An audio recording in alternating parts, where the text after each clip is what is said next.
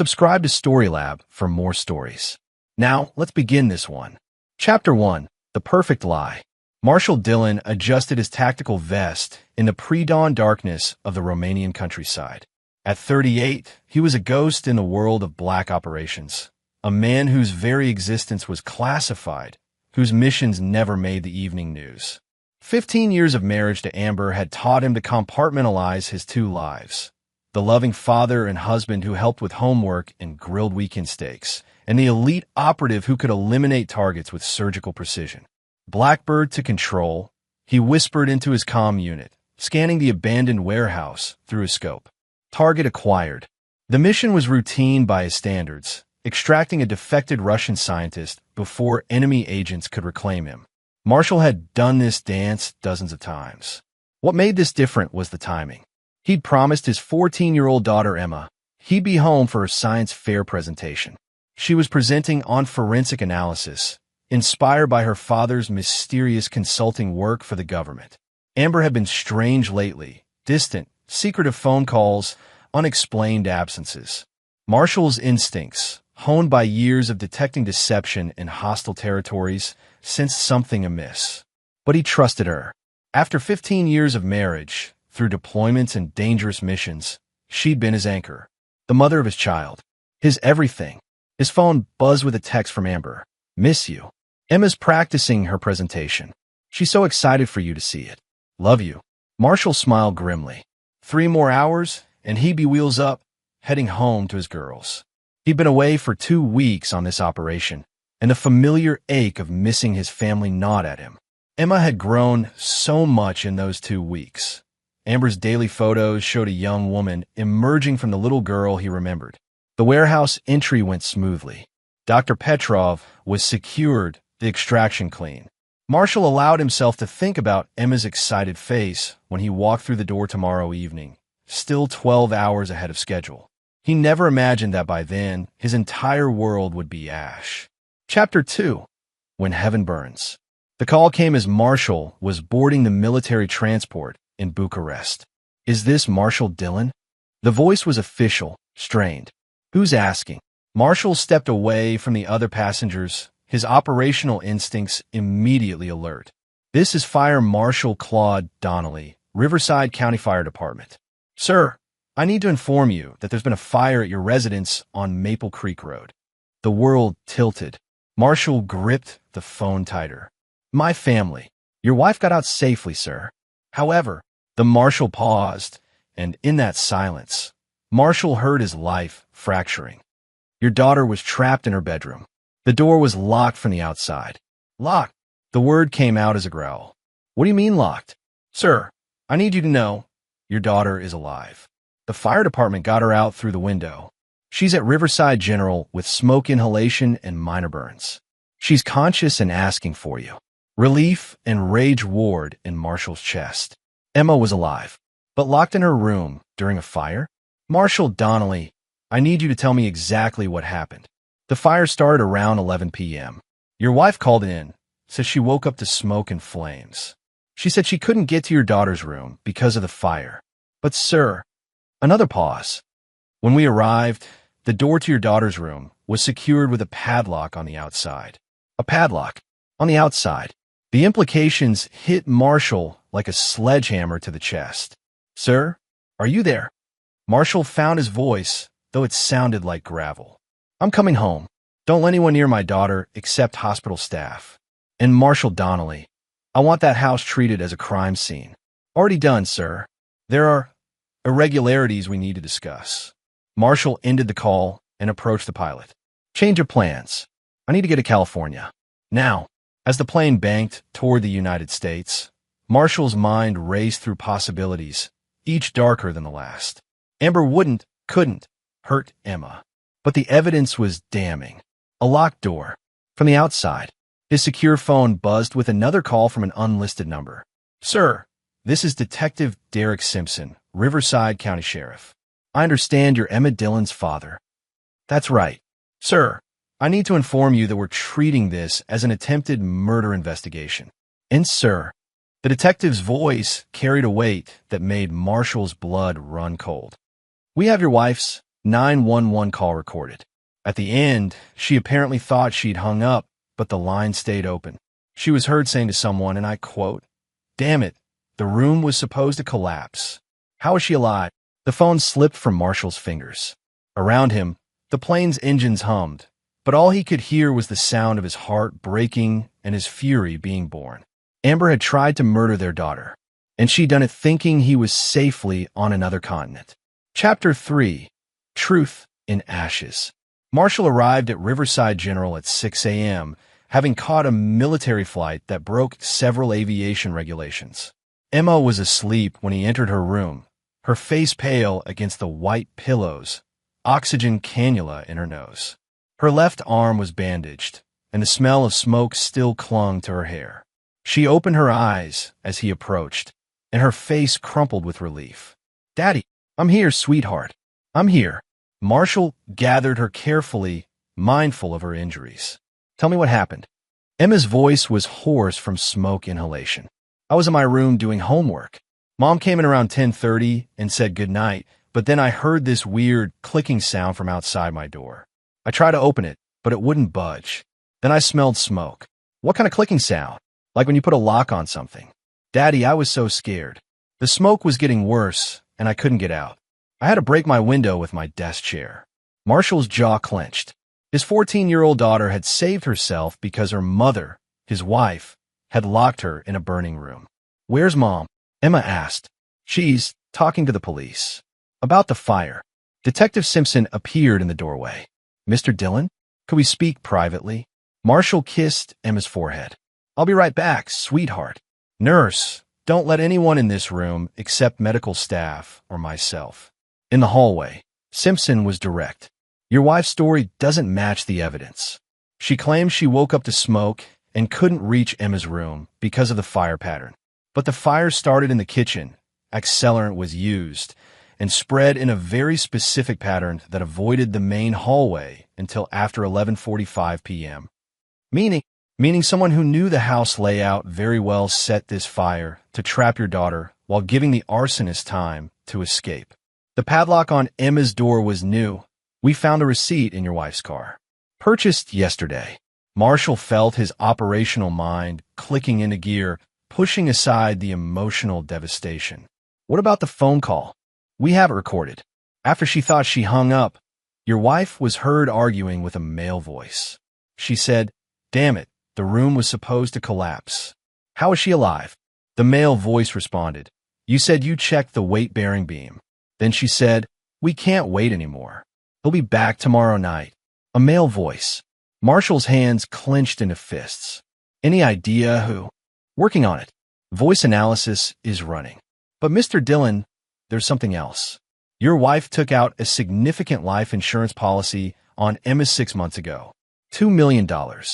Without my knowledge, she forged your signature. We compared it to samples from your military records." Marshal stared through the hospital window at the parking lot below. Amber hadn't just tried to kill their daughter. She planned it. Premeditated murder for insurance money with an accomplice. Where is she now? Released on bail. Her lawyers claiming temporary insanity due to stress from your deployments. They're painting you as an absent father whose dangerous job destabilized the family. Marshal's laugh was bitter. 15 years of marriage.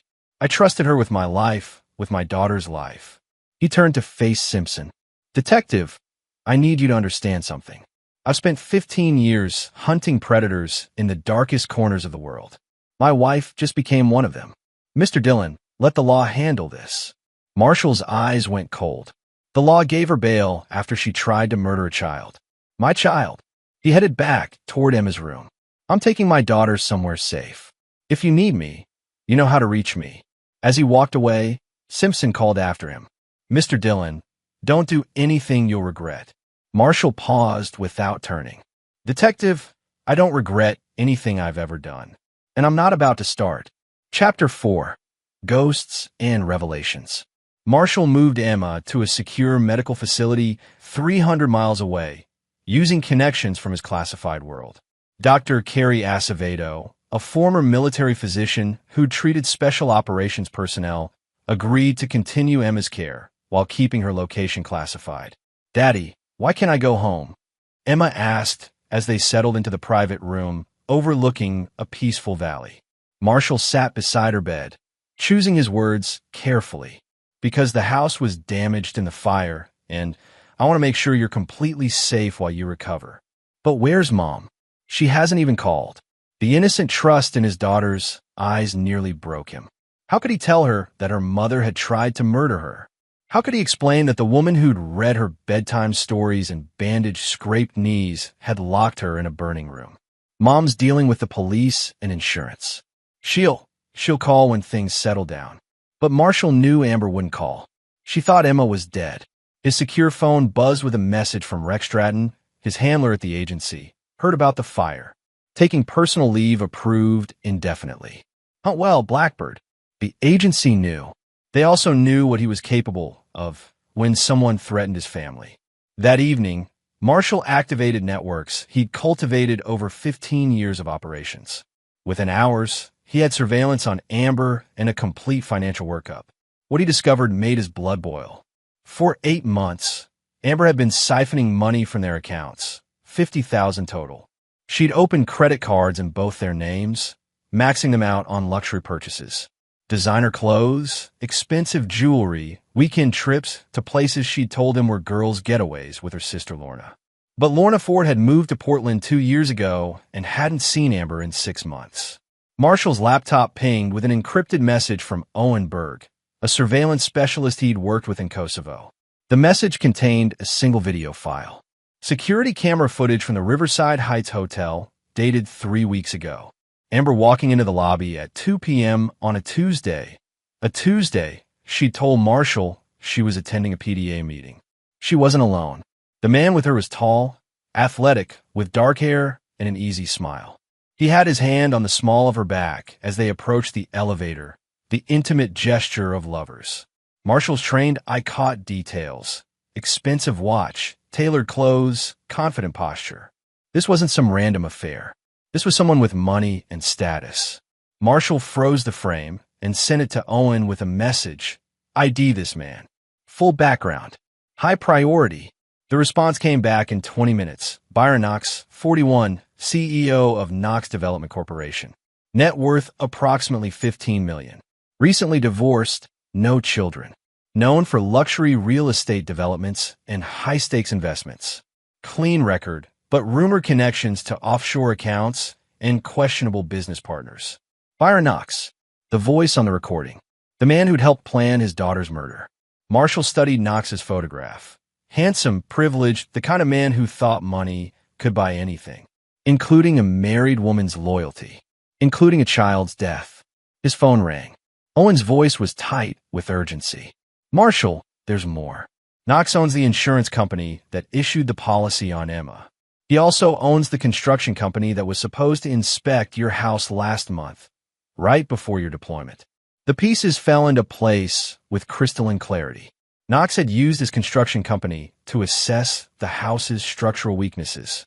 He'd identified Emma's room as the most vulnerable point. Then he'd used his insurance company to write a policy that would pay out millions when that room collapsed and killed his lover's daughter. It was elegant, professional, and it would have worked perfectly if Emma hadn't broken her window and saved herself. Marshall smiled for the first time since receiving the fire marshal's call. But it wasn't a pleasant smile. It was the smile of a predator who'd found his prey. Chapter 5. The Architect's Design. Marshall spent the next week building detailed profiles of his targets while maintaining his cover as a grieving father dealing with insurance and police. He attended the mandatory counseling sessions with Emma, played the role of the devastated husband whose wife was having a breakdown after their trauma. The therapist, Dr. Josefina McNamara, was perceptive but ultimately deceived by Marshall's performance. "It's natural to feel anger, Mr. Dillon. Your wife is clearly suffering from severe PTSD. The fire, the guilt over not being able to save Emma, it's manifested in some very disturbing ways. I just want my family back together." Marshall lied smoothly. "When she's better." But he was building a very different kind of reunion. Through his intelligence networks, Marshall learned that Byron Knox lived in a fortress-like mansion in the hills above the city. Security cameras, motion sensors, a state-of-the-art alarm system. Knox was paranoid about his safety, which made sense for a man who made his fortune through morally questionable real estate deals that displaced low-income families. Amber was staying at Knox's secondary residence, a luxury apartment downtown. She told the police she couldn't bear to stay with family because of her guilt and shame. Another lie. She was living with her lover, believing she was a widow about to collect $2 million. Marshal's opportunity came when Owen's surveillance revealed a pattern. Every Thursday evening, Knox visited an exclusive men's club called the Meridian for poker with other wealthy investors. High-stakes games that lasted until dawn. During these nights, Amber stayed alone at the apartment. Marshal also discovered something else through careful observation. Knox's construction company was currently demolishing an old warehouse district to build luxury condos. The demolition site was perfect, isolated, filled with heavy machinery, and scheduled for a controlled explosion in exactly 10 days. As he finalized his plan, Marshal received a call from Detective Simpson. "Mr. Dillon, I wanted to update you on the investigation. Your wife's psychological evaluation is complete, and her lawyer is pushing for an insanity plea. Given her apparent mental state and the public's sympathy for a traumatized mother, she might avoid serious jail time. What about her accomplice? We're still working on voice identification. It's proving difficult." Marshal knew why it was difficult. Knox had money, connections, and lawyers who could make evidence disappear.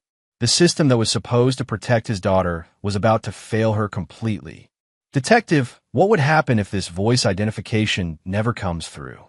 "Then your wife might serve minimal time in a psychiatric facility, and her accomplice walks free." After hanging up, Marshal looked out at the valley where Emma was safely hidden under the care of Dr. Acevedo and two discreet security specialists. His daughter was learning to laugh again, though she still woke up, sometimes gasping from smoke-scented nightmares. The law might fail Emma, but her father wouldn't. Marshal opened his laptop and began typing. By morning, he'd crafted a masterpiece of psychological warfare disguised as heartbreak. The email went to both Amber and Byron from an untraceable account. "I know what you did. I know about the insurance money, the construction assessment, the plan. Emma told me about the clicking sound of the lock. You thought I was thousands of miles away, but I hear everything. I see everything. You should have made sure the room collapsed, because your failure is about to become your nightmare. You have 7 days to decide how you want to die. Choose wisely. The ghost of your sins." Within hours, Owen reported frantic activity at both locations. Amber calling Knox repeatedly. Knox increasing his security. Both of them looking over their shoulders, jumping at shadows. The hunt had begun. Chapter 6. Setting the Trap. The psychological pressure on his targets yielded results faster than Marshal had anticipated. Within 48 hours of his email, Knox had hired a private security firm and moved Amber to his main residence. They were scared, paranoid, and making mistakes. Marshal monitored their communications through equipment Owen provided, highly illegal surveillance that would have resulted in federal charges if discovered. But Marshal was beyond caring about legal consequences. The law had failed to protect his daughter. Now he would implement his own justice. A pattern emerged from the intercepted calls. Knox was planning to liquidate several offshore accounts and flee the country.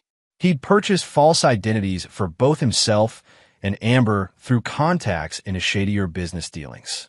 They planned to disappear to a non-extradition country within the week. "They can't run forever."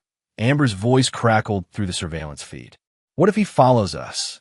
"Relax," Knox replied. "Marshal Dillon is a government drone who follows orders. He might suspect something, but he has no proof. And even if he did, he's not going to risk his career over a marriage that was already dead." Marshal's laugh was harsh as he listened. They still saw him as the stable, predictable husband and father. They had no concept of what he really was, or what he was capable of when his family was threatened. The breakthrough came when Marshal accessed Knox's computer system through a backdoor Owen had installed during a service call to Knox's office. Among the files was a detailed insurance claim for Emma's death, already prepared and waiting to be filed. The document was clinical in its efficiency, detailing how the traumatic loss of their daughter had driven both parents to tragic ends, Amber to suicide, Marshal to a grief-induced accident during his next deployment. They planned to kill him too. The realization crystallized Marshal's resolve. This wasn't just about attempted murder of his daughter. It was about the complete destruction of his family for money. They'd planned to kill Emma, then manipulate him into situations where his own death would seem like an accident, leaving them free to collect multiple life insurance payouts and disappear. Marshal printed the document and added it to his growing file of evidence. But this evidence wasn't for the courts. It was for his own peace of mind, confirmation that what he was about to do was justice, not revenge. His plan was elegant in its simplicity. Knox's construction company was scheduled to demolish the old Morrison warehouse complex in 5 days using controlled explosives. The site was isolated, surrounded by condemned buildings scheduled for destruction. Perfect for his purposes. Marshal had studied the demolition plans, obtained through Knox's own company files. The charges were set to bring down 6 buildings in sequence, creating a spectacular collapse that would clear the way for Knox's luxury development. But Marshal was going to modify the timing of those charges. On Thursday evening, while Knox was at his poker game, Marshal would take Amber to the demolition site. He would confront them both with the evidence of their crimes, force them to confess their plans on camera, and then give them the same choice they'd given Emma, a locked room with no way out. The difference was that his locked room would be collapsing with several tons of explosives. But first, he needed to ensure they would both be at the site voluntarily.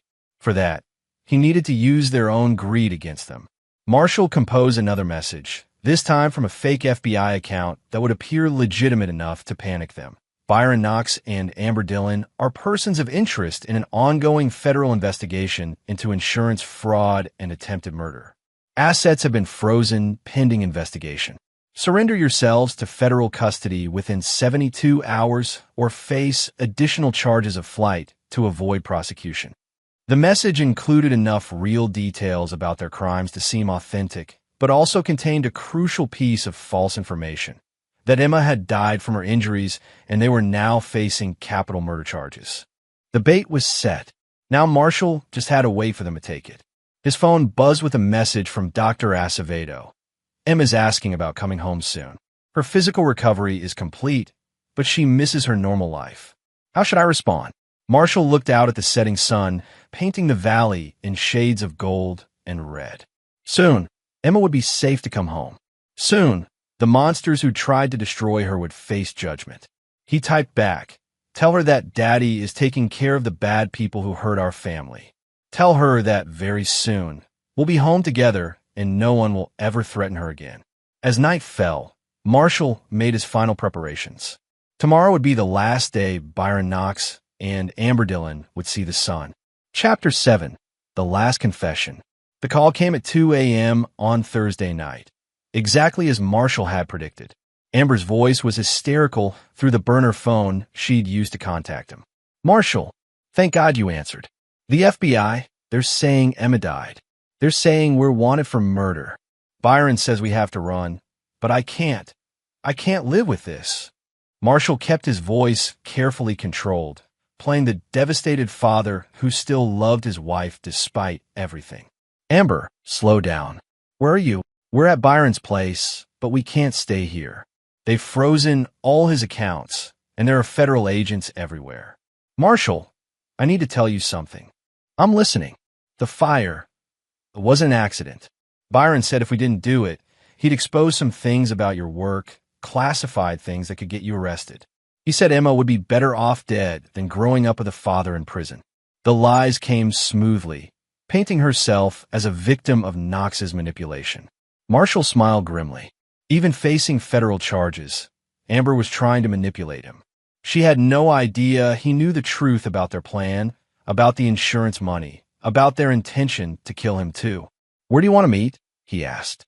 "Byron has a place, an old warehouse district his company owns. He says it's the only safe place to talk, away from surveillance." "Marshal, I know I've made terrible mistakes, but I still love you. I still love Emma. Can you ever forgive me? Send me the address. I'll meet you there in an hour." Marshall hung up and checked his gear one final time. The night vision goggles, tactical vest, and weapons were familiar companions from countless operations. But tonight felt different. Tonight was personal. The Morrison Warehouse complex squatted in the industrial district like a collection of concrete tombstones. Knox's construction company had cleared the surrounding area, ensuring complete privacy for tomorrow's demolition. It was perfect for Marshall's purposes. He arrived 30 minutes early and positioned himself in the shadows of a neighboring building. Through his scope, he watched Knox's Mercedes pull up to the main warehouse. Amber got out first, looking around nervously, followed by Knox, who moved with the false confidence of a man trying to control a situation that had already spiraled beyond his grasp. Marshall gave them 10 minutes to get comfortable before making his entrance. The warehouse door was unlocked, as expected. Inside, Knox had set up a makeshift command center with laptops, documents, and what looked like several $1 million in cash spread across a table. They were preparing to run. "Hello, Byron." "Amber." Both of them spun around as Marshall stepped from the shadows, his weapon trained on Knox. "Marshall!" Amber rushed toward him, but stopped when she saw his expression. "Thank God you're here. Byron forced me to—" "Shut up, Amber." Marshall's voice was ice. "Both of you. Hands where I can see them." Knox raised his hand slowly, his businessman's facade cracking. "Now wait a minute. Marshall, this is all a misunderstanding. Your wife came to me for help dealing with some financial problems, and things got out of hand. The room was supposed to collapse. How is she alive?" Marshall quoted Knox's own words from the 9/11 recording. "Remember saying that, Byron?" The color drained from Knox's face.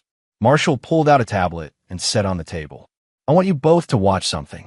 The screen showed security footage from multiple angles.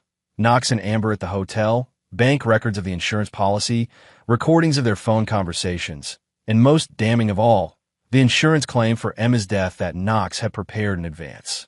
"Emma's not dead," Marshall said quietly. "She's safe, recovering, and asking about her mother every day. The FBI story was my creation, just like your insurance scam was yours." Amber sank into a chair, her victim act finally crumbling. "Marshall, you don't understand. Emma was becoming a problem. She saw Byron and me together, and she was going to tell you when you got back.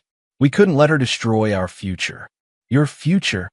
Marshall's weapon shifted slightly. "Your future was built on murdering my daughter?" Knox stepped forward, his hand still raised. "Look, Marshall, let's be practical here.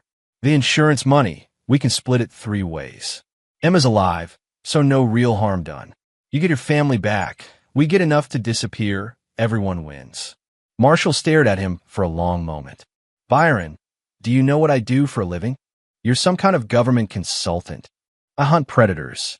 People who hurt innocent victims for profit. People exactly like you." Marshall's smile was predatory. "And when I find them, I eliminate them." The warehouse's main lights suddenly blazed to life, revealing the truth of their situation. They weren't in an empty warehouse. They were in the center of a demolition zone. Explosive charges lined every support beam, every wall, every pillar. The building was rigged to come down in less than an hour. "Welcome to my locked room," Marshall said.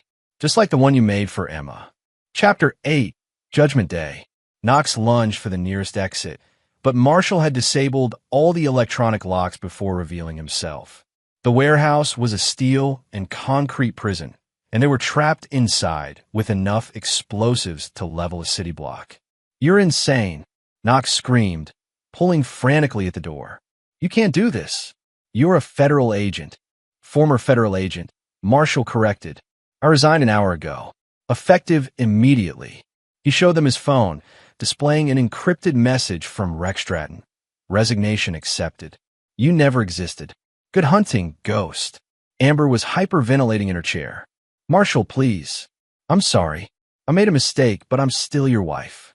I'm still the mother of your child. You stopped being Emma's mother the moment you locked her in that room." Marshall's voice was devoid of emotion.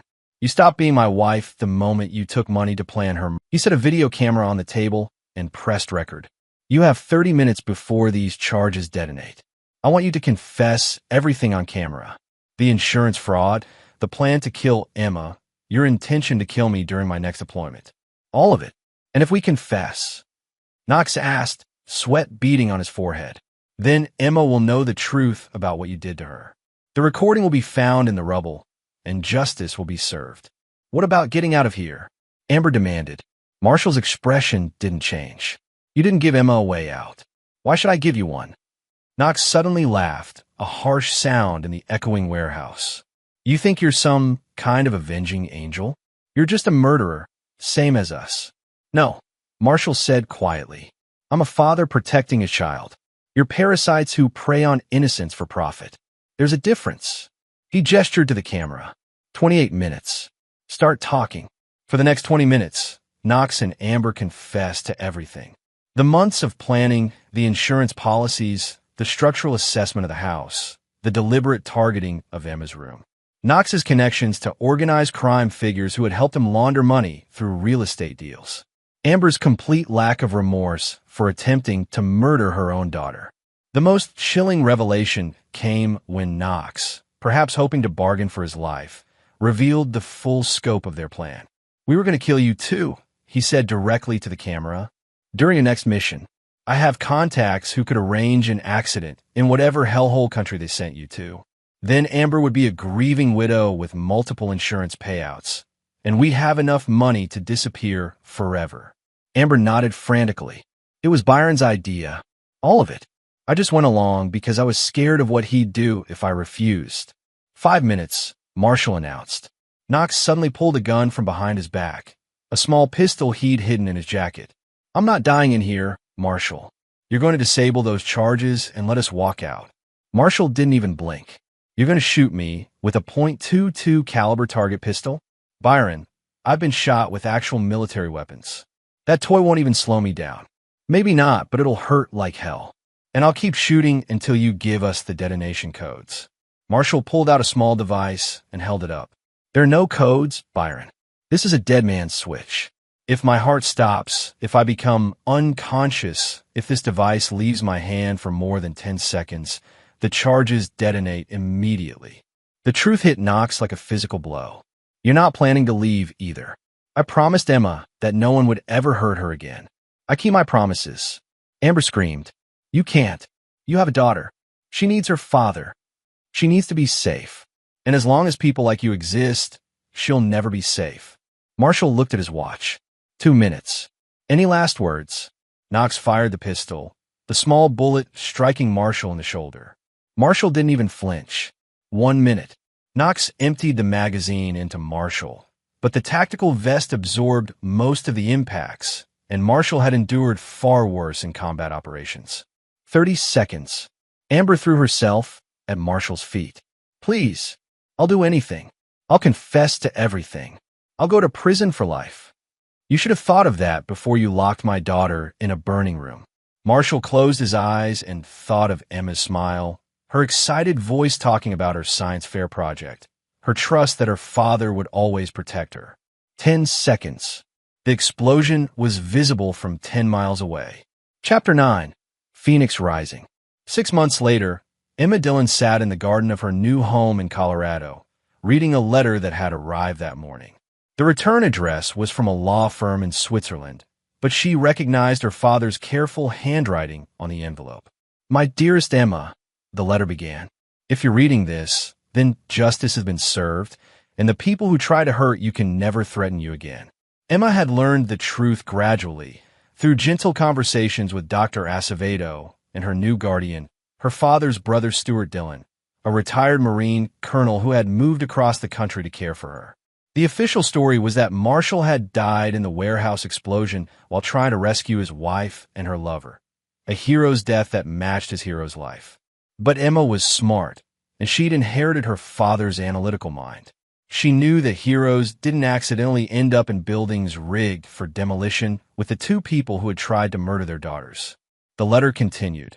I want you to know that everything I did was to keep you safe.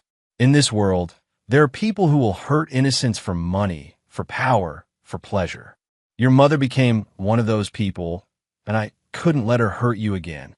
Emma wiped away tears as she read about her father's love for her, his pride in her strength and intelligence, his faith that she would grow up to be a force for good in the world. The account in your name contained enough money for your education and your future.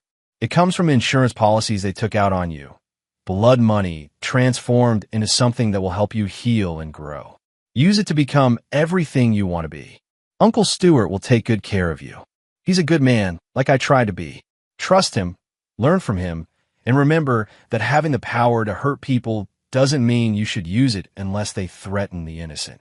The letter ended with words that would stay with Emma for the rest of her life. You are stronger than they knew, braver than they imagined, and more loved than they could understand. Live freely, love deeply, and know that your father will always be watching over you. You are my greatest mission, my perfect success, my everything. Be happy, Emma. Be free. Emma folded the letter carefully and looked up at the mountains rising beyond their valley home. Uncle Stuart was grilling hamburgers on the back porch, humming an old Marine Corps cadence. Dr. Acevedo had stayed in touch, visiting monthly to ensure Emma's emotional recovery remained on track. Emma, Stuart called. Dinner's ready. Coming. Emma called back. She stood and walked toward the house, carrying her father's letter with her. That night, as she had every night for 6 months, Emma stood at her bedroom window and looked up at the stars. Somewhere up there, her father was finally at peace, knowing that the people who had tried to destroy his family were gone, and that his daughter was safe. Thank you, Daddy, she whispered to the night sky. I love you too. In her dreams that night, Emma didn't smell smoke or hear the sound of locks clicking shut. Instead, she dreamed of her father teaching her to shoot at the range, his patient voice explaining how to protect herself and the people she loved. When she woke up the next morning, Emma Dillon began planning her future. She would study forensic science, just as she'd planned for her science fair project. She would learn to hunt predators, just like her father had taught her. And if anyone ever tried to hurt innocent people in her presence, they would discover that Marshal Dillon had raised his daughter very well indeed. The ghost of Maple Creek Road lived on in the smile of a girl who had survived hell and emerged stronger, smarter, and more dangerous than the monsters who had tried to destroy her. Justice, Emma had learned, sometimes wore a father's face, and sometimes that was enough. Epilogue. 15 years later, Emma Dillon Stratton adjusted her FBI tactical vest and checked her service weapon one final time. At 29, she had inherited more than just her father's piercing blue eyes and analytical mind. She'd inherited his absolute commitment to protecting the innocent from predators. Agent Dillon Stratton, "We're moving in 60 seconds," came the voice through her earpiece. Special Agent in charge Roland Castaneda's team had been tracking this particular monster for 8 months. A human trafficking ring that specialized in abducting teenage girls from foster care. Children with no families to miss them, no advocates to search for them. Children exactly like Emma had been after her father's death. Copy that, SAC Castaneda. Primary entry team ready. Emma crouched behind the van outside the abandoned textile factory in Detroit, her mind automatically cataloging escape routes, structural weaknesses, and tactical considerations. The skills her father had begun teaching her in their backyard games of hide and seek had been refined through years of training with Uncle Stuart, for years at West Point, 3 years in Army intelligence, and now 5 years with the FBI's Behavioral Analysis Unit. She'd become exactly what Marshal Dillon had hoped she would, a hunter of predators. Emma. The voice in her earpiece belonged to Rex Stratton, her father's former handler, and now her adopted father-in-law since her marriage to his son David last year. Rex had watched over her from the shadows for 15 years, ensuring she received the best training, the right opportunities, and protection from anyone who might connect her to the ghost who had once been Blackbird. Intel confirms 12 girls inside, ages 13 to 17. The buyers arrive in 20 minutes. Understood. They won't get the chance. Emma thought of the photographs pinned to her office wall. 12 young faces staring back at her with the same terror she'd felt that night when smoke filled her room and she couldn't open her door. The same helplessness she'd sworn no other child would ever feel if she could prevent it. The signal came, and Emma moved with the fluid precision of a predator herself. The factory's main entrance yielded to her team's breaching charges, while Emma led the secondary team through the loading dock. Her father had taught her that monsters always left themselves escape routes, and the key to catching them was being there when they tried to run. Inside the factory, the scene was worse than the intelligence reports had indicated. Cage-like rooms lined the main floor, each containing teenage girls in various states of trauma and despair. But Emma's trained eye immediately identified the real target. A staircase leading to an office overlooking the factory floor, where three men in expensive suits were frantically destroying documents. Control, this is Agent Dylan Stratton. I have eyes on primary targets. Moving to intercept, Emma scaled the stairs with the silent efficiency her father had drilled into her during their weekend training exercises that she'd thought were games. At the top, she found herself facing Vincent Moreau, the Belgian financier who'd been using his legitimate businesses to launder money from human trafficking operations across 3 continents. FBI, hands where I can see them. Moreau spun around, his face contorting with rage when he saw Emma. At 53, he was a predator who'd built an empire on the suffering of children. The kind of monster her father had spent his life hunting. You have no idea what you're interfering with, little girl, Moreau snarled. Do you know how much money is at stake here? How many important people will be very unhappy if this operation is disrupted? Emma smiled, the same cold, predatory smile Marshal Dillon had worn in that warehouse 15 years ago. I know exactly what kind of monster you are, Vincent, and I know what my father would have done to you. Your father? Moreau's eyes narrowed. Who the hell? Marshal Dillon. Ring any bells? The color drained from Moreau's face. In the criminal underworld, the name Blackbird had become legend. The ghost who'd eliminated Byron Knox and several other high-profile predators before disappearing forever. What they didn't know was that he hadn't disappeared. He died, completing his final mission. That's impossible, Moreau whispered. Blackbird is dead. My father is dead. Emma agreed, her weapon never wavering. But his work lives on. Through me. The arrest was clean, efficient, and final. Moreau and his associates would spend the rest of their lives in federal prison. The 12 girls were safely recovered and placed in a specialized rehabilitation program Emma had helped design, one that treated them as survivors, not victims. But as Emma filed her report that night, she couldn't shake the feeling that something was missing. The satisfaction of justice served was there, but not the closure she'd hoped for. That closure came 3 days later in an unexpected phone call. Ms. Dylan Stratton? This is Dr. Sarah Chun from Denver Children's Hospital. I have a patient here, a 15-year-old girl named Maria Santos. She was one of the victims you rescued in Detroit, and she's asking specifically for you. Emma caught the next flight to Denver. Maria Santos sat in the hospital bed, her dark eyes holding the same combination of trauma and determination Emma remembered seeing in her own mirror at 14. The girl had been held captive for 8 months, but unlike many trafficking victims, she'd maintained her sense of self, her will to survive. Agent Dylan Stratton? Maria's voice was hoarse but strong. The other agents told me you were the one who found us, that you led the team that got us out. That's right. How are you feeling, Maria? Angry. The girl's honest answer surprised Emma. I'm angry that people like that exist. I'm angry that they took 8 months of my life. And I'm angry that there are still girls out there going through what I went through. Emma sat down beside the bed, seeing herself reflected in Maria's fierce determination. What do you want to do about that anger? I want to learn to fight back. I want to learn to save other girls like me. Maria's eyes met Emma's directly. I want to learn to hunt the monsters. Emma felt her father's presence in that moment, as clearly as if he'd been standing beside her. This was why he died to protect her.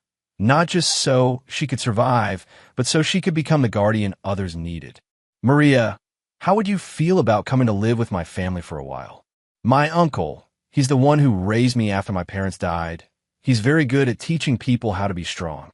6 months later, Maria Santos was enrolled in the same Colorado high school Emma had attended, living with Stuart Dillon and his wife Janet, whom he'd married 5 years earlier. The girl threw herself into physical training, academic excellence, and martial arts with the same intensity Emma had shown at her age. Emma visited them often, bringing stories from her cases and lessons learned from years of hunting predators. During one such visit, Uncle Stuart pulled her aside for a conversation that had been years in the making. "Your father would be proud of what you've become," he said as they watched Maria practicing the same defensive techniques Emma had learned in this same backyard. "But I need to tell you something he never got the chance to say." Stuart handed Emma a letter, one she'd never seen before, written in her father's familiar handwriting. "He left this with me before he went to that warehouse.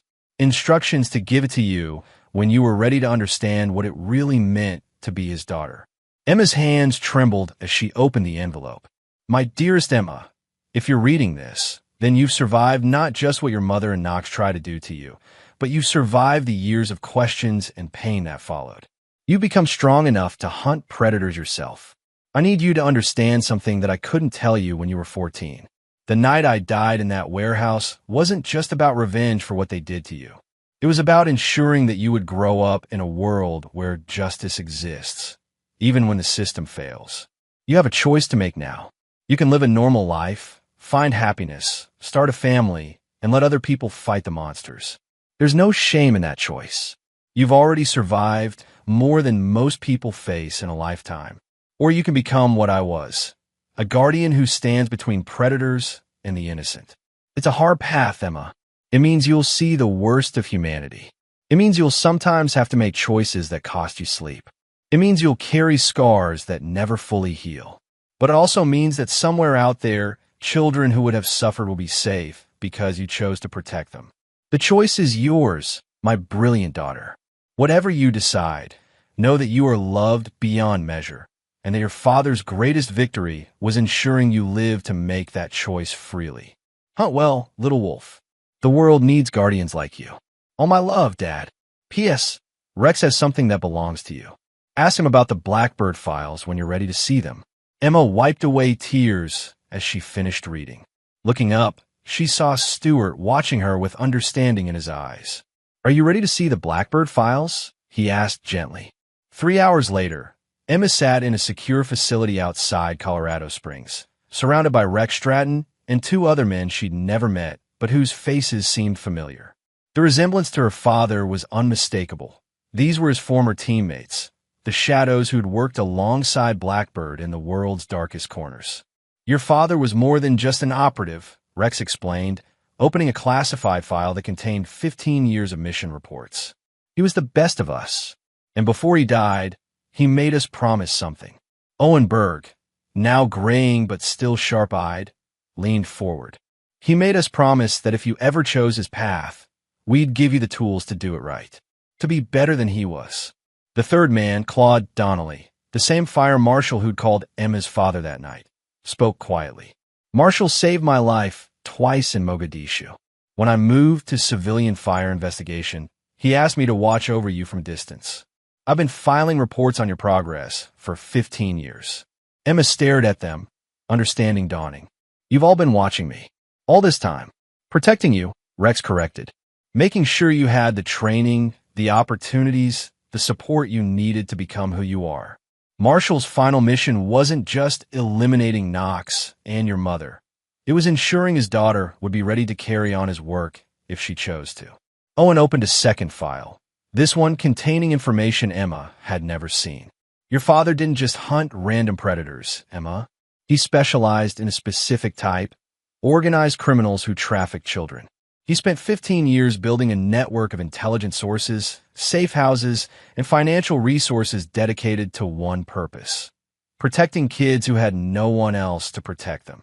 That network still exists," Claude added. "It's been waiting for someone worthy to inherit it. Someone who understands that sometimes justice requires actions the law can't take." Rex placed a black titanium card on the table, the same type Emma had seen her father carry, though she'd never known what it meant.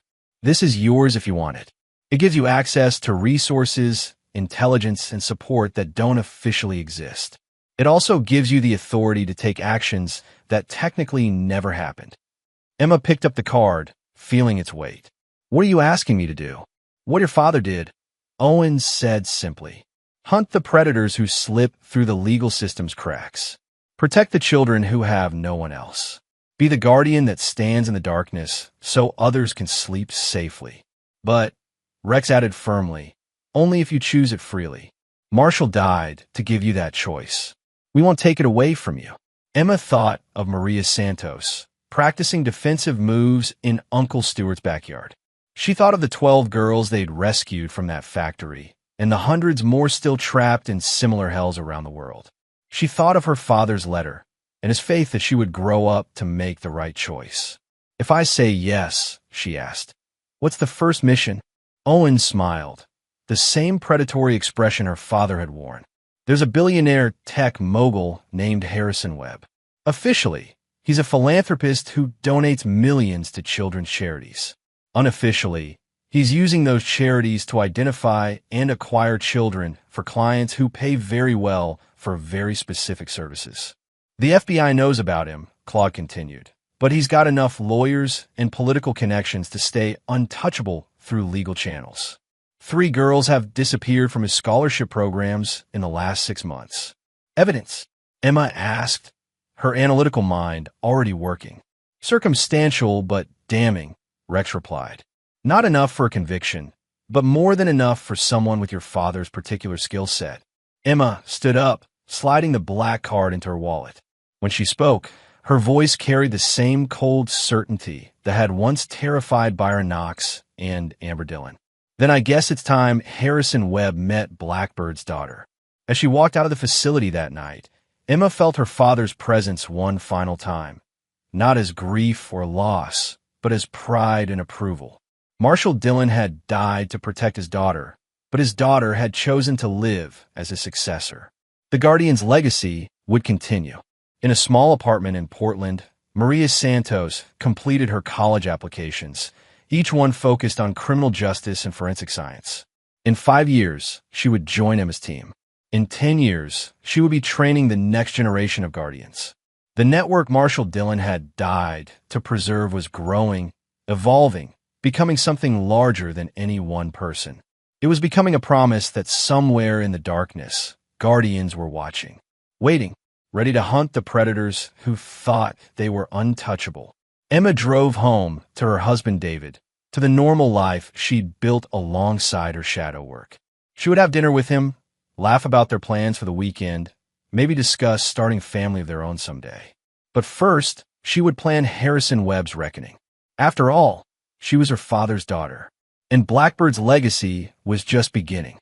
This is where our story comes to an end. Share your thoughts in the comments section. Thanks for your precious time. If you enjoyed this story, then please make sure you subscribe to this channel. That would help me a lot. Click on the video you see on the screen, and I will see you there.